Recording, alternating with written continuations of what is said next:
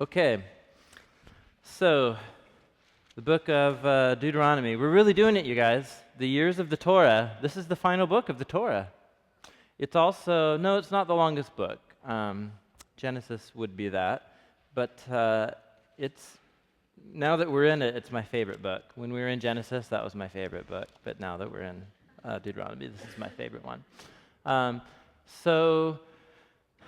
Here's the kind of interesting stuff that we didn't get to talk about quite last week. So Deuteronomy is the name that this book has received in the Christian tradition. And did I say last week what Deuteronomy means? Does anybody remember?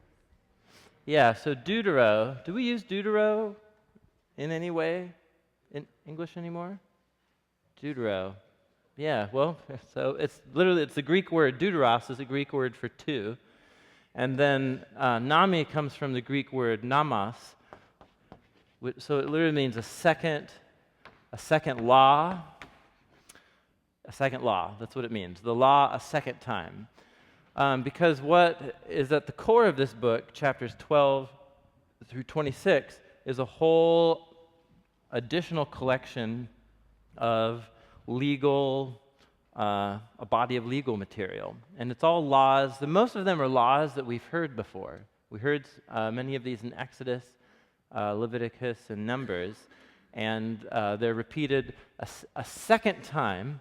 Why are they repeated a second time right here, if you think through the flow of the storyline?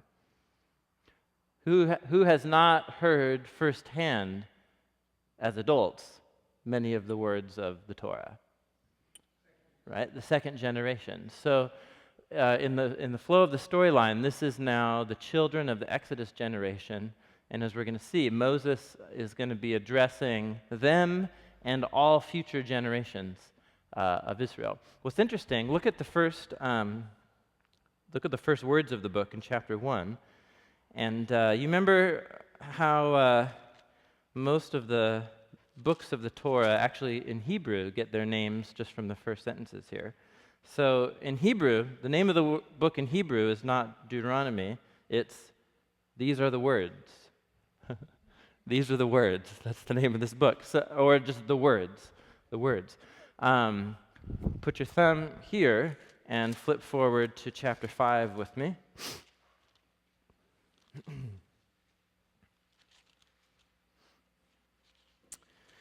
And if you look forward to chapter 5, there's kind of a little intro, but what do you have in chapter 5? The Ten Commandments. Again, because this is the second giving of the law. So they happened in Exodus chapter 20, right when the people got to Mount Sinai, but we're going to go over them again, and then go down. So those are the Ten Commandments. And here's what's interesting, is that the Ten Commandments in Hebrew are actually never called the Ten Commandments. They are called the 10 words. And the Hebrew word for word is the word dabar, which means word. It's the word that means word. So the book in Hebrew is called, these are the devarim, the words, and at the beginning of this section, which we'll talk about the structure of the book in a minute, it begins with the 10 words, and that's what these are called all throughout the Hebrew Bible. They're never actually called the 10 Commandments. They're called the 10 words. Okay, go back to chapter 1 with me. So let me get the. I'm supposed to be recording my screen, aren't I? Somebody. Here, sorry, 1 second. I think I remember screen recording. Yes. Yes. Okay. What was I going to do? I was going to do something. Oh, yes, I was going to show you the map. Here we go. So this is the map that we've been using for a while here. So all of Israel, the second generation here, they're right up here in what are called the plains of Moab, up in the hills overlooking, here's the Dead Sea right here. Jerusalem and Jericho are right across the Dead Sea in the Jordan Valley. So all the people are planted right here. And literally, the book of Deuteronomy is the action of the story stops completely. Remember, in the story up so far, you'd get a block of law, and then you get some stories, and then another block of law, and then some stories. In Deuteronomy, there is no action whatsoever. There's none. The narrative stops right here for 34 chapters, and it's just the people camped out on the plains of Moab right before they go into the land. And let's just dive in. We're going to overview the whole structure of the book because it's really interesting, but we'll just dive into the first sentences here. These are the words that Moses spoke to all Israel in the desert east of the Jordan, that is, in the Arabah. You know, opposite Suf, between Paran and Tophel, Lavan, Hatzeroth, Dizahav, you know, those places, right? Now, it takes 11 days to go from Horeb to Kadesh Barnea by the Mount Seir road. In the 40th year, on the first day of the 11th month, Moses proclaimed to the Israelites all that Yahweh had commanded him concerning them. Now, just stop real quick there. You're supposed to either wince or snicker or something. Did you catch that? There's something that happened right there. It's a little speed bump. Look up at verse 2 again. What's Horeb? What's Horeb? Yeah, probably it's been a long time since we talked about that. Mount Sinai goes by two names in the Bible, and they likely are just like regional dialect names or something. People called it different things in different areas. Do we have what's like that around Portland? It actually has two names depending on what part of town you grew up in. 39th, there's Cesar Chavez. That's a great example. I grew up on Hawthorne. It's still 39th to me. But somebody who moved to Portland, what year was the name changed? Yeah, it's Wikipedia. Somebody look it up. And right, yes, Cesar Chavez. That's a great idea. It's exactly like that kind of thing. So Mount Sinai is also called Mount Horeb in a number of places, particularly in Deuteronomy. So it takes 11 days to go from Mount Sinai, or Mount Horeb, you can see that down here, Mount Sinai or Horeb, 11 days to go from here to Kadesh Barnea. Now, what happened at Kadesh Barnea again? It's so early, I know, don't worry about it. Kadesh Barnea was where they sent out the 12 spies to go spy out the land, and that was the beginning of all the events that led to the downfall of the wilderness generation. So in other words, he's saying, if you're going at a good pace, you can go from here all the way up to here in 11 days. Now, what year is it right now in verse 3? It's the 40th year. The 40th year of what? Right, since the incident at Kadesh Barnea. So this is it's already off the, I don't know what the, when you start a race, what do you call it when you start a race and you're here and then you go that? Off the blocks. Anyway, already off the blocks? I don't know. Anyway, so from the beginning of the book, we're reminded of everything that came before and of the fact that this is the second generation. What should have taken 11 days took 40 years because of Israel's stubbornness and disobedience. Let's keep going. Verse 4. This was after he had defeated Sihon, king of the Amorites, who reigned in Heshbon, and at Edrei. He defeated Og, king of Bashan, who reigned in Ashtaroth. These were the battles that were recorded about 10 chapters ago in Numbers over here on the east side of the Jordan. East of the Jordan, in the territory of Moab, Moses began to expound this law, saying, and then he goes on. Are there any other translations of expound? Moses began to explain. Yeah. This is the word for either exposit or teach or to make clear. It's used in Habakkuk once to describe a prophecy he's supposed to write in super clear letters on a stone so that anyone who is even running by could read it clearly, it says.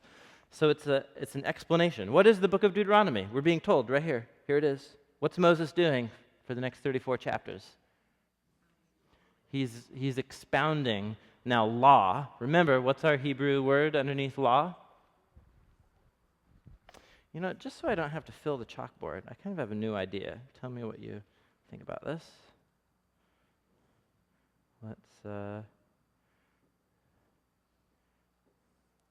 What if I were to write up here sometimes? Is that okay with you? Great. Awesome.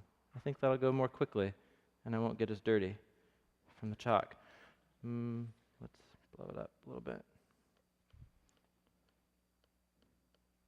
Is that okay? Can you all see that? Okay, good. Oh, 21st century. It's wonderful. Okay, in Hebrew, it's the word Torah, which at its most basic meaning means teaching or instruction. So Moses, this is an exposition or an expounding of the Torah or of the laws. Therefore, it's the second law or it's the second giving of the words, and Moses is going to be preaching and expounding on the Torah. And what this basically does is it kind of lets the rest of the book unfold for us right here.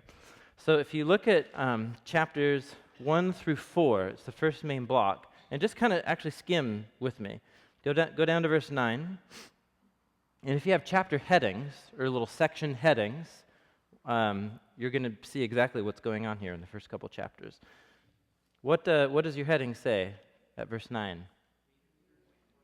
Yeah, leaders appointed. This is retelling that story where Moses was overwhelmed with the weight of judging disputes among all of the people and so on. And so his father-in-law steps in, which, I'm like, whoa, that's kind of, stepping on my toes a little bit. But actually Moses really likes his father-in-law. And he tells him to appoint a whole bunch of leaders. Do you remember that story? Exodus chapter 17. Go to verse 19. What's the chapter heading you got right there? Yeah. The spies are sent into the land from Kadesh Barnea, Numbers chapter 13 and 14. So he tells that story all the way down. He's going to retell the story. Literally, he just retells it in exactly the way that we just read it in the book of Numbers, which is why I'm making an executive decision that we're skimming this morning until we get to chapter 4, because we just read all of this Is that okay with you? Okay, we just read all this. So he's going to retell the story as he goes through chapter 1 about how the people didn't trust in Yahweh, and therefore they faced God's judgment to wander in the desert. Go to chapter 2. How does chapter 2 begin? Chapter headings? So wanderings. This is about the 40 years that they wandered. At the end of the 40 years, they started to come around the region of Edom and Moab. And do you remember Edom and Moab? They're relatives of the Israelites, but they wouldn't let them pass through their land, and they got into some fights and so on. And he just retells that story in chapter 2. Go down to verse 26. What's beginning in verse 26? Yeah, they're having battles with this guy, Sihon, king of Heshbon, who lived in precisely this region where they're camping now. So we read about that in the book of Numbers, chapter 21. Look at chapter 3. What's the heading there? Yep, there's a king named Og. Now that sounds like a caveman or something. Anyhow, so we defeated Og. That was also in Numbers chapter 21. Look down at verse 12. You're going to thank me for skimming, because we're going to get to chapter 4, which is the most awesome chapter in the book. Verse 12, the Reubenites and the Gadites and the Manasseites, they ask, hey, can we camp over here on the east side of the Jordan? Remember that story? It's like from 2 weeks ago. That was Numbers chapter 32. Go down to verse 21. We'll pick up the story here. At that time, I commanded Joshua, "You have seen with your own eyes all that Yahweh your God has done to these two kings," the two guys that we just talked about. "Yahweh will do the same to all of the kingdoms over there where you are going. Don't be afraid of them. Yahweh your God himself will fight for you." That's a huge, huge theme in Deuteronomy as we look forward to going into the land, is that Israel is almost a passive bystander in Yahweh bringing his justice on the Canaanites and then in giving the land to the people of Israel. That's a big theme. Yahweh is fighting for you. Now, at that time, I pleaded with Yahweh, "O sovereign Yahweh, you have begun to show your servant your greatness and your strong hand. For what God is there in heaven or on earth who can do the deeds and mighty works that you do? Please let me go over and see the good land beyond the Jordan, that fine hill country and the Lebanon. But because of you, Yahweh was angry with me and would not listen to me." Do you sense any bitterness? Any bitterness at all? Right? So do you remember the story? This was maybe a month or so ago about why Moses can't go into the land. You remember that story? So it was about the water out of the rock. God told him to speak to the rock, and what did Moses do? He said, "Listen, you rebels." And he hits the rock twice, and he says, "Do we have to bring water out of the rock for you?" And there's that whole deal. Yahweh said that Moses acted out of unbelief or unfaith. So, he's got an edge to him. Wouldn't you too? He doesn't get to go into the promised land. He wouldn't listen to me. That's enough, Yahweh said. Don't bring this up anymore. Go up to the top of Pisgah and look west and north and south and east. Look at the land with your own eyes, since you're not going to cross this Jordan. But commission Joshua, encourage him, strengthen him. He will lead this people across and will cause them to inherit the land that you will see. So he stayed near the valley of Beth Peor. And then, so all of this was historical review. Here's where we've been. And then this introductory section ends with what I think is one of the greatest little sermons in the book, right here. "Hear now, O Israel, the decrees and the laws that I am about to teach you." This is also another little Hebrew word. I should have thought of this a long time ago. What's wrong with me? Hear or listen, you probably know this. In Hebrew, it's the word Shema. Shema, which literally means just to hear or to listen. And there's one of the most famous prayer in all of Judaism is in Deuteronomy chapter 6, which summarizes all of these chapters at the beginning, and it also begins with this phrase Shema. Sometimes I pray it at the end of our gatherings. So that's how he begins. Listen, listen. Listen, Israel, to the decrees and the laws I'm about to teach you. Follow them so that you may live and may go in and take possession of the land that Yahweh, the God of your fathers, is giving you. Don't add to what I command you, and don't subtract from it. Keep the commands of Yahweh your God that I give you. So in the book of Deuteronomy, this is Moses expounding, or Moses expositing, or preaching, explaining the law. But whose commands are they ultimately? It's Moses' words in the book, but what does he say? Who's actually speaking in the book? Yeah, it's this merging of the words of the prophet. He's viewed as the prophet here. And therefore, it's this word that comes to Israel, and you can't just make it whatever you want it. You can't just add to it or take away from it. We really like that part. Chapter 7 is so good, but definitely not chapter 13. No, thank you. So it's this very, Deuteronomy has this very clear, kind of developed idea of the way that God's word comes to his people. It comes from outside ourselves. It comes into a people who have a really marked and checkered and flawed history. And it comes to us, and as we see, it's going to speak both a word of challenge and grace at the same time. It's really beautiful. So don't add, don't subtract. You don't get to do what you want with the word of Yahweh. Verse 3. You saw with your own eyes what Yahweh did at Baal Peor. The Lord your God destroyed from among you everyone who followed the Baal of Peor. But all of you who held fast to Yahweh your God are still alive today. That was the incident right after Balaam in the book of Numbers. See, this is such a great paragraph. See, I have taught you decrees and laws as Yahweh my God commanded me, so that you may follow them in the land you are entering to take possession of. Observe them carefully, for this will show your wisdom and your understanding to the nations, who will hear about all of these decrees and say, surely this is a great nation. It's a wise and understanding people. What other nation is so great as to have their gods near to them the way that Yahweh our God is near to us whenever we pray to him? And what other nation is so great as to have such righteous decrees and laws as this body of laws that I'm setting before you today? Okay, let's pause right there.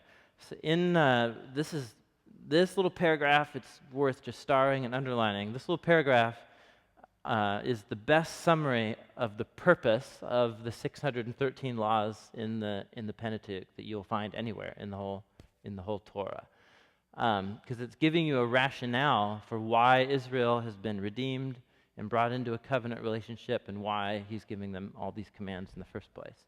So just let's reflect on this paragraph real quick here. So verse 6, what will the laws, if you follow and meditate on the laws of the Torah, what kind of person will it make you?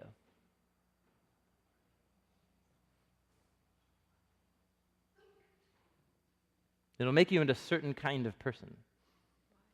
So wise. I'm guessing that's not the first thing that would have occurred to you, right? Wise. You would think, well, it makes me obedient or something like that. No, it makes you wise. And wisdom is about discerning what is good from what is not good, or from good and evil. So wisdom and understanding. And then look down at verse 8. What characterizes all of these laws and decrees that are going to be coming? What's their character? Down in verse 8. What kinds of laws? Right, they're righteous. They're righteous. Okay. So, and who's looking on to Israel, and who will learn something about Yahweh by looking at a wise people who follow righteous laws? The nations. So do you see, there's a whole storyline underneath here. You have Israel, it's like on stage, so to speak, and they're brought into the covenant, and they're given these teachings and these instructions.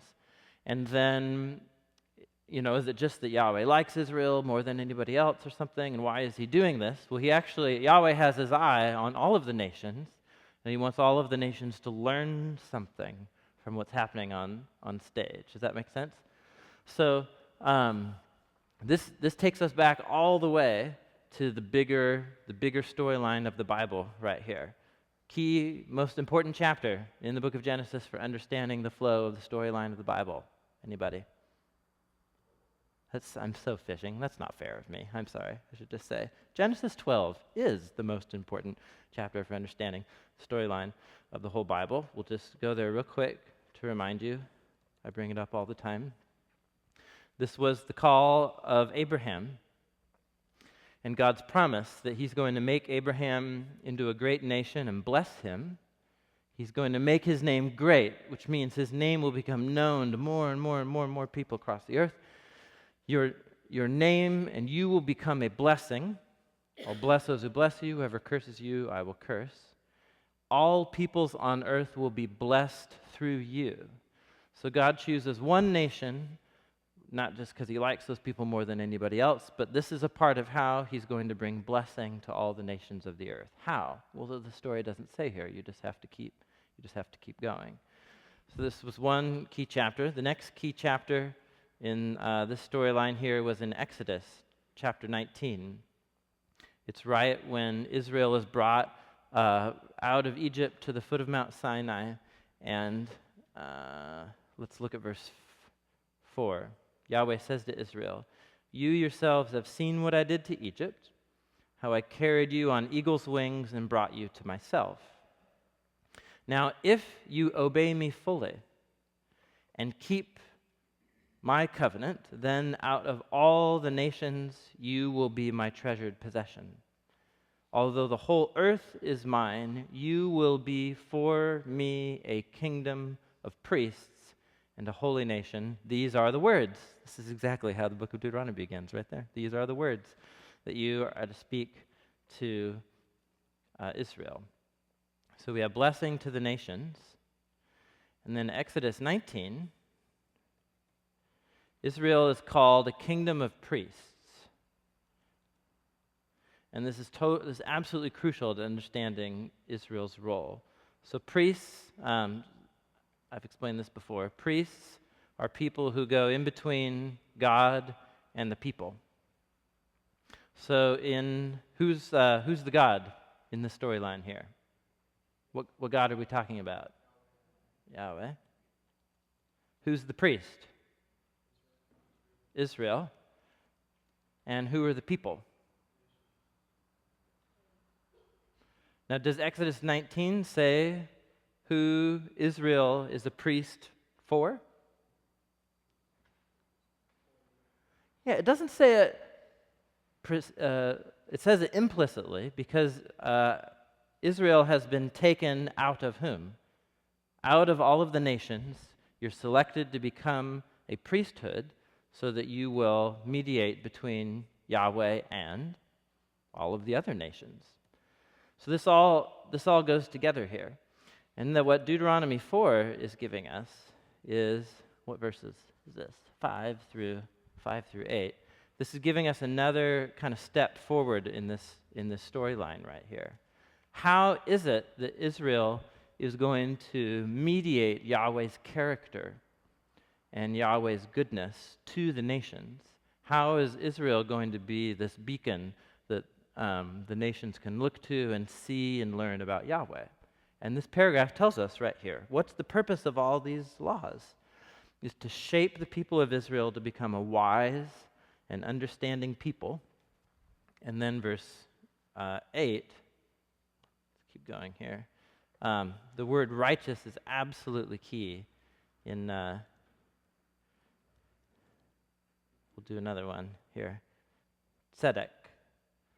Tzedek is the word for righteousness, which literally, in its most basic terms, it's a relational term. It means right relationships, or to be in right relationship. So these are decrees and laws that are all about achieving right, equitable relationships among human beings and between human beings and God, and so on. That's what all of the laws are aimed at doing. And so this is, remember, Deuteronomy is the locker room speech. Moses is giving this new generation a framework for why they're called to obey. Obedience is a part of their mission, so to speak. It's the way that they become, what Jesus would later say, the salt of the earth, the city on the hill. In fact, I think when Jesus says to, these Israelites that he's gathered together as his disciples, you're the salt of the earth. You're the city on the hill.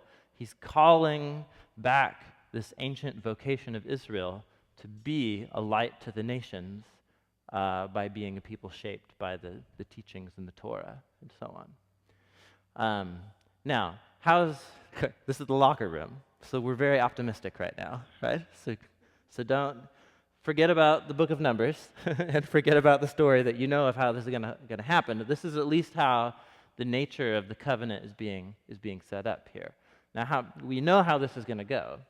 Is Israel going to be shaped into a wise and understanding people? Answer, not really, sometimes, but for the most part, no.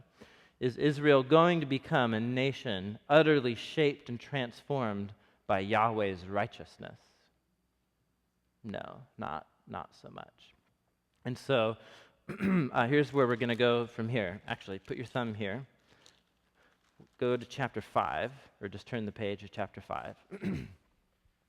So, chapter 4 closes with, we're going to finish it, but it's this great sermon to follow the Torah. And then what it kind of entrees you into is this next section that begins with the Ten Commandments.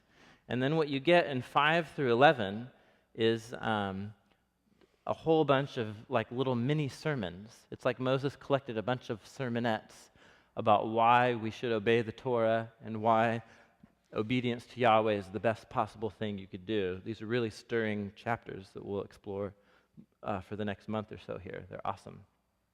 And then, go forward to chapter 12 with me.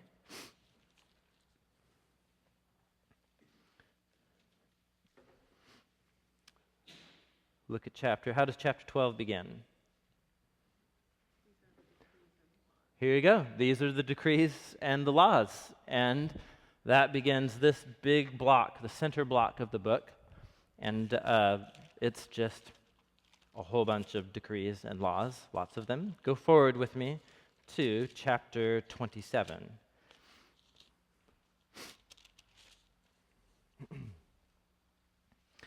Now, what begins at chapter 27 is, so, hey, here's where we've been. Israel, here's who you are as a people. You're priests to the nations by following the Torah. You should really, really, really follow the Torah. I'm going to give you a whole bunch of sermons as to why. Okay, here are the laws of the Torah. You can see the flow of the book, how this fits together here. Chapter 27 begins this concluding block of the book. And what happens is Moses is going to bring all the elders, and they're actually going to have like this ceremony, this big ceremony, and Israel's going to say, yes, we're going to follow the Torah. Chapter 27, they do this long ritual, and look at verse 9, and just kind of look down through the chapter. What's the repeated word in this chapter? Chapter 27. Cursing. Cursed is this person, cursed is this person. So they're announcing all of these curses. Curse on all these different kinds of people who don't obey the Torah. Then look at chapter 28. How does chapter 28 begin? Yes, if you fully obey Yahweh and follow all the commands, here's all the blessings that are going to come on you. Blessing, blessing, blessing, blessing, blessing, blessing. Go down to verse 15. However, if you don't obey Yahweh, your God, cursing, cursing, cursing, cursing, cursing. So there's 14 verses of blessing. And then there's, starting verse 15 all the way to the end of the chapter, it's something like 57 verses of cursing. So which do you think, just put the two on a scale, which do you think Moses, what does he think about how the story is going to go? You can kind of see. What happens, and again, all these ending chapters, the word blessing and curse, he's trying to make it as stark as possibly can. You guys, just follow the Torah, for goodness sakes. It's going to go horribly if you don't. And then he concludes the book with 2 long poems, these really beautiful poems and songs that challenge Israel to follow the Torah. And then in the last chapter of the book, Moses finally dies. He croaks, and he's buried. And then that's how the book of Joshua begins. So that's the framework. That's the framework for the book. But it kind of, after the historical review, it all flows out of chapter 4 as to how the rest of the book develops. Isn't this cool? Deuteronomy is really, really quite amazing. And so it becomes this long meditation on obedience and disobedience and why we don't obey. It's a meditation on Yahweh's justice, on his righteousness, on how Yahweh wants to achieve right relationships. How you guys doing? Okay, good. Let's go back to chapter 4 and finish out then his little introduction to the Torah.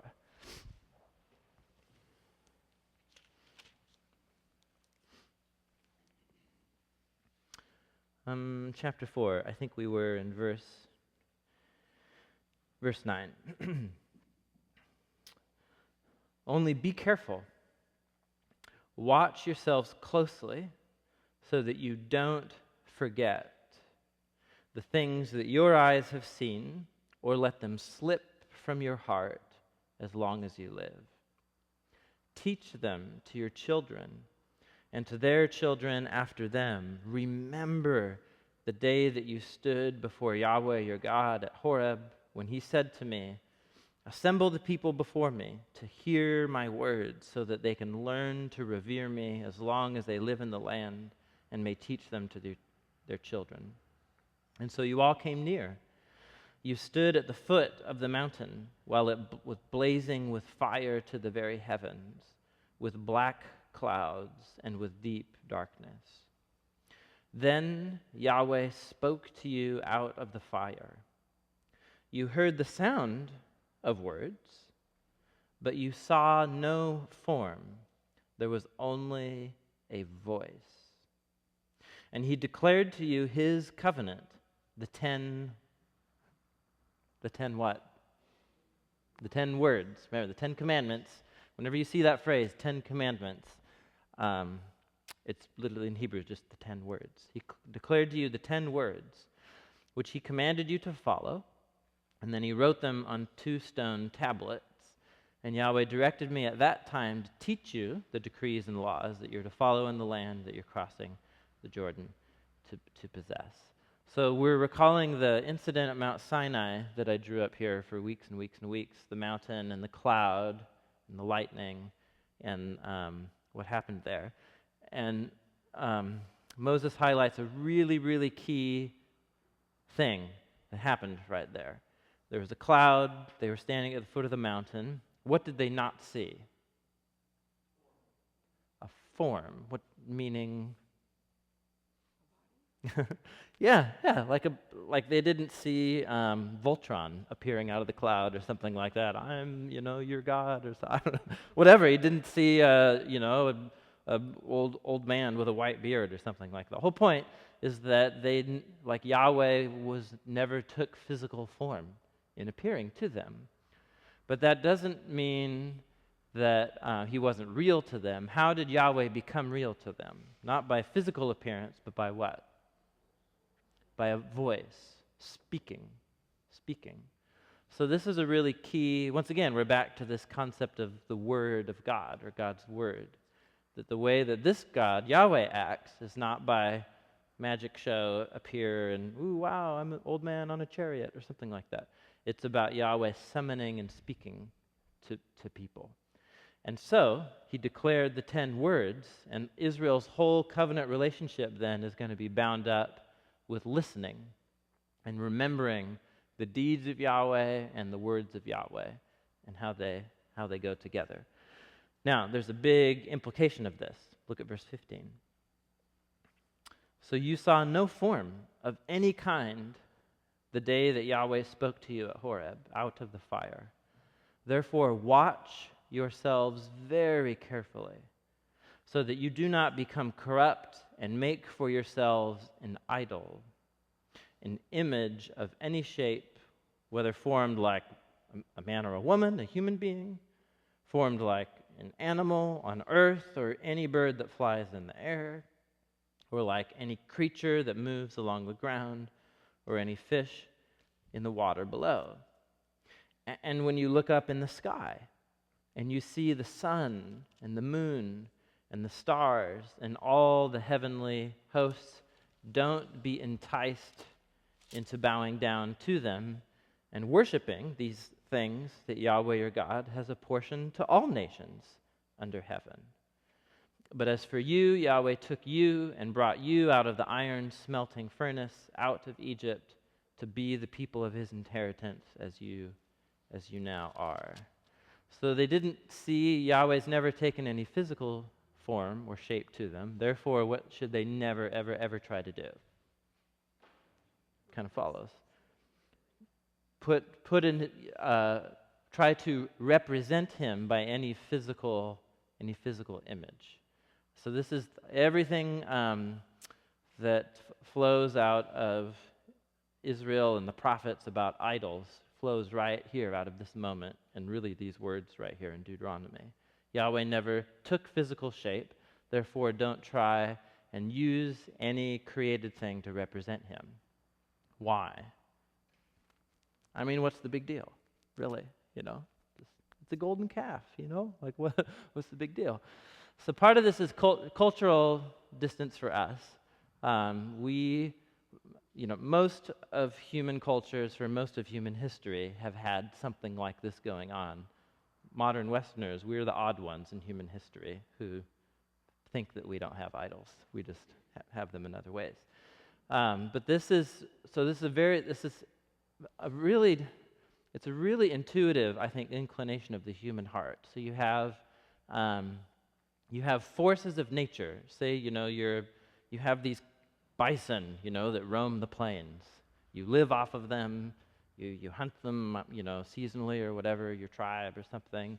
Everything that you relate to and how you survive your people comes from the bison or something like that. And so you can see very easily how I can't control the bison. They come and then they go. There's mysterious forces. We live, and you can see very easily the human heart will begin to do something to the bison, the herd of bison. I'm just using that as an example, but you guys know what I'm talking about here. So these bison are the means by which we survive. They give us our life and so on. And so we're meaning-making kinds of creatures, and so we begin to attribute to these things powers or realities because, in effect, they control our destiny. They control our lives. And this is just how human history works itself out, whether it's the sun or the river or animals or people. We attribute to these created things traits or roles or responsibilities that only belong to not something that's created, but to the Creator. And this is a part of the biblical argument of why idolatry is so subtle, because it just kind of makes sense. But at the same time, when human beings begin to submit themselves to created things, bad stuff happens. Really bad stuff happens. And this is a part of the critique of idolatry all throughout the Bible, is that when human beings form religious systems that have idolatrous deities represented in them, it slowly corrupts us and begins to dehumanize us in the practice of worshiping these gods. Romans chapter 1 is Paul exploring this basic principle right here. And so it's not just that, Yahweh gets offended because he thinks he ought to be worshipped.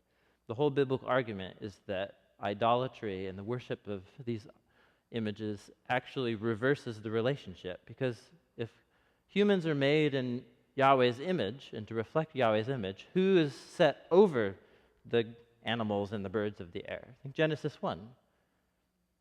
Who are called the stewards to rule over creation?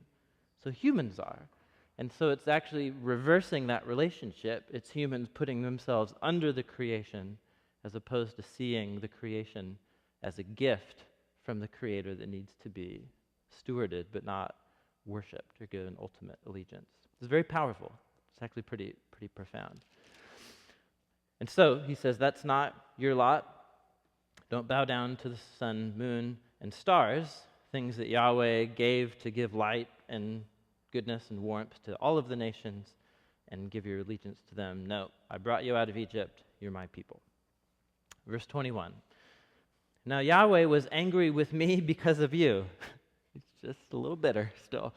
He solemnly swore that I would not cross the Jordan and enter the good land Yahweh your God is giving you as your inheritance. I will die in this land.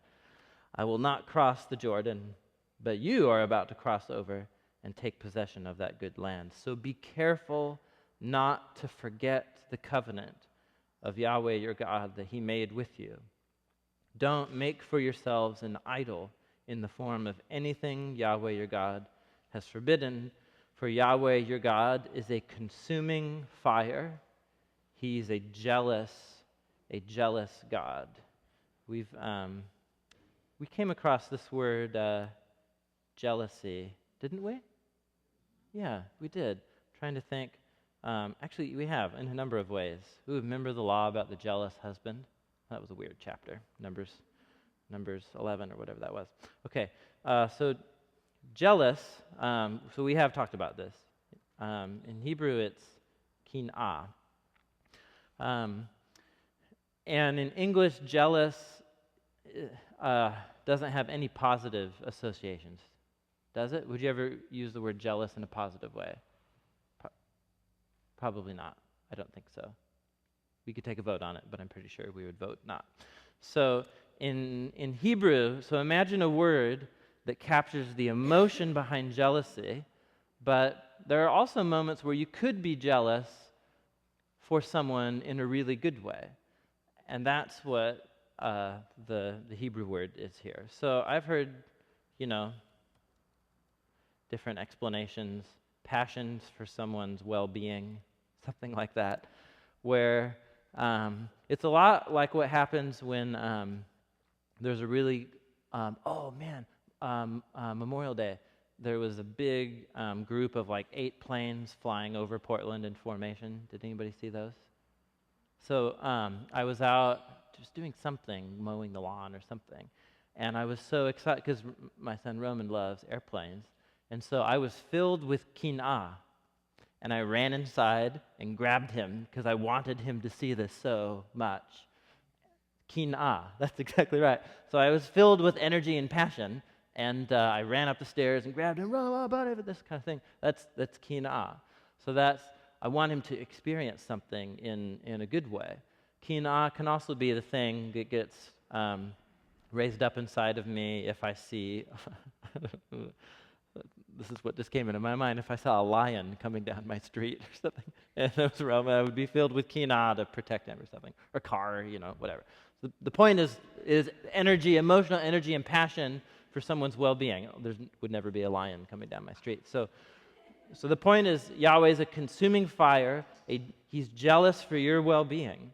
And he knows that if you give allegiance to idols, this will slowly begin to dehumanize and distort and corrupt the people that he redeemed out of Egypt precisely so that they could be freed of all of that and given wise, righteous decrees, and so on.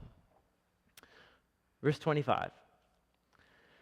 Now, after you've had children, and even grandchildren, and you've lived in the land a long time, if you then become corrupt and make any kind of idol, doing evil in the eyes of Yahweh your God, provoking him to anger, I call heaven and earth as witnesses against you this day, that you will quickly perish from the land you are crossing the Jordan to possess. You will not live there long. You will certainly be destroyed. Yahweh will scatter you among the peoples. Only a few of you will survive among the nations to which Yahweh will drive you.